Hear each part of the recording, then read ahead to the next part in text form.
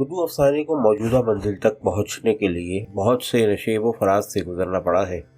بالخصوص علامتی افسانے نے اپنے تاثر آفرین کردار کی وجہ سے قاری پر اپنی شناخت کے انوکھے در وا کیے ہیں۔ سیدھے سادے انداز میں دوسروں تک اپنے خیالات کی ترسیل ابلاغ کے حوالے سے زیادہ مؤثر نہیں ہوتی۔ اشارے، کنائے اور علامت کے ذریعے تحریر زیادہ مؤثر اور نتیجہ خیز ہوتی ہے۔ علامتی انداز انسان کے فطری جذبہ تجسس کو ابھارنے اور جذبوں کی تسکین کے لیے مہمیز کا کام کرتا ہے۔ رویائے صادقہ، سچے خواب کا علامتی اسلوب انسانی ذہن سے قریب تر اور تفہیم مطالب کے لیے مؤثر ترین ذریعہ ہوتا ہے۔ قدرت ہمیں بعض حوادث سے بچانے کے لیے خوابوں کے ذریعے ہوشیار کرتی ہے تاکہ ہم قبل از وقت کسی ممکنہ پریشانی سے مبتلا ہو کر مناسب انداز سے اپنا لائحہ عمل تبدیل کر لیں۔ مثال کے طور پر عالم بیداری میں اگر کوئی دشمن ہمارا تعاقب کرے تو ہم اسے معمولات زندگی کا ایک حصہ سمجھ کر جزوی اور سرسری اہمیت دیتے ہیں۔ اگر خواب میں بھی ہمیں وہی شخص تعاقب کرتا ہوا نظر آئے تو وہ خواب بھی ہمارے معمول کا حصہ ہوگا، اور ہم سوچتے ہیں کہ چونکہ بیداری کی حالت میں ہم نے دشمن کو تعاقب کرتے دیکھا ہے اس لیے وہی خیالات خواب کے روپ میں ڈھل کر سامنے آ گئے ہیں۔ اس طرح ہم ایسے خواب سے کوئی خاص مفہوم اخذ نہیں کرتے، لیکن اگر ہمیں خواب میں کوئی سانپ یا کتا اپنے پیچھے دوڑتا ہوا نظر آئے تو ہم اس سے زیادہ متاثر اور خوفزدہ ہوتے ہیں۔ جب ہمیں اس خواب کی یہ تعبیر بتائی جاتی ہے کہ کوئی دشمن اپنا وار کرنا چاہتا ہے یا کوئی مصیبت آنے والی ہے تو ہم زیادہ ہوشیار اور چوکنے ہو جاتے ہیں۔ قدرت کے یہ علامتی انداز تفہیم چونکہ انسان کے فطری احساسات کا مزاج داں ہیں، اس لیے سنجیدہ و حساس طباعیں اسے جلد قبول کر لیتی ہیں اور پھر ان اشارات غیب کے اثرات معمولات زندگی پر مرتب ہونے لگتے ہیں۔ تخلیق کار، شاعر ہو یا نثر نگار، اسی رمزیہ و ایمائی اسلوب کو جب اپنی تحریروں میں منعکس کرتا ہے تو وہ زیادہ اثر آفرین، سحر انگیز، دل افروز اور خرد آموز ہو جاتی ہیں۔ جمالیاتی و وجدانی فضا میں تخلیق ہونے والا ادب روح کی گہرائیوں میں اترنے کی استعداد رکھتا ہے۔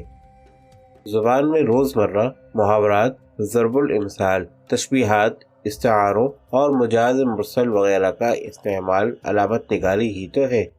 ہم اپنے جذبات و احساسات کو علامات کے ذریعے نمایاں کرتے ہیں، مثلا دل ڈوبنا، دل بیٹھنا، نبض ڈوبنا، سانس اکھڑنا، باغ باغ ہونا، آگ بگولا ہونا وغیرہ۔ علامتی اسلوب میں کیفیات کے مؤثر اظہار کی یہ چند مثالیں ہیں۔ اس لیے علامتی افسانے کا ادب اور معاشرے کے حوالے سے جائزہ لیں تو ہمیں اس کی افادیت، ضرورت اور اہمیت کا شدت سے احساس ہونے لگتا ہے۔ دیگر اصناف ادب کی طرح اگر علامت نگاری کی جمالیاتی توانائی کو افسانہ نگاری میں ڈھنگ سے استعمال کیا جائے تو یہ اس صنف سخن کو رفعت آفرین تخلیقی معجزہ بنا سکتی ہے۔ لیکن یہ ایک تلخ حقیقت ہے کہ علامتی افسانہ نگاری کے علمبرداروں کی اکثریت نے اردو زبان کے مروجہ سانچوں کی توڑ پھوڑ اور عجز بیان کو کمال ہنر سمجھ لیا۔ اس علامت زدگی سے اردو زبان کے فلک بوس ایوان کھنڈرات میں تبدیل ہونے لگے ہیں۔ دنیا کی کوئی زبان بھی دریائے بیاں کی فطری اور قدیم گزرگاہوں پر بند باندھ کر اپنے علمی، فکری اور تخلیقی جوہر کا اظہار نہیں کر سکتی۔ ادب کسی بھی معاشرے کے سیاسی، ثقافتی، مذہبی اور سماجی میلانات کی تصویر کشی کرتا ہے، لیکن اگر کسی گروہی مقصد کو پورا کرنے کے لیے اسے صرف جنس، بھوک اور ظلم کے پامال اور فرسودہ موضوعات تک محدود کر دیا جائے اور دیگر تمام مسائل کو نظر انداز کر دیا جائے تو یہ بھی تنگ نظری اور خود کو ایک خاص حصار میں مقید کر دینے والی بات ہے۔ جہاں مادی حوائج انسان کی جسمانی نشو و نما کے لیے ضروری ہیں، ویسے ہی روحانی ضروریات بھی ایک اٹل حقیقت ہیں۔ اس لیے جہاں انسانی زندگی کے مادی پہلو ادب کے اہم موضوعات ہیں، وہاں اخلاقی اقدار پر مبنی عنوانات بھی ایک ناگزیر ضرورت ہیں۔ آج کا علامتی افسانہ نگار ایک خاص طبقے کا منظور نظر بننے اور شہرت کی دیوی کے حصول کی تمنا میں صداقت، انصاف، نیکی اور دیگر عالمی اقدار پر مبنی موضوعات سے دانستہ کنارہ کش ہو گیا ہے، حالانکہ وہ خوب جانتا ہے کہ تعصب، حسد، نفرت، انتقام، بدعتواری وغیرہ جسد انسانیت کے لیے مہلک امراض کی حیثیت رکھتے ہیں۔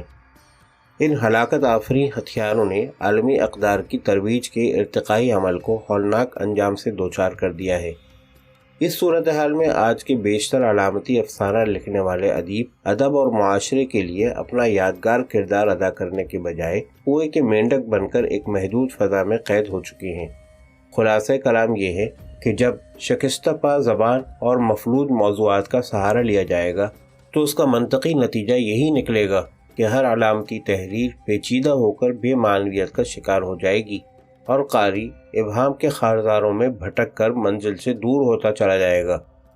آج کے دور میں اگر کوئی افسانہ نگار علامت کے ذریعے زندگی کی کوئی صداقت ہم پر منکشف کرنا چاہتا ہے تو اسے زبان و بیان دونوں کے حوالے سے ابلاغ کی ضرورتوں کا خیال رکھنا ہوگا اور زندگی کے تمام حقائق کی بغیر کسی مصلحت، منافقت اور تعصب کے عکاسی کرنا ہوگی، تاکہ علامت نگاری ذہنی پراگندگی کا باعث بننے کے بجائے فکری شیرازہ بندی کر سکے اور قوم کے اذہان عروج و ارتقاء کی منزل کی طرف گرم سفر ہو سکیں۔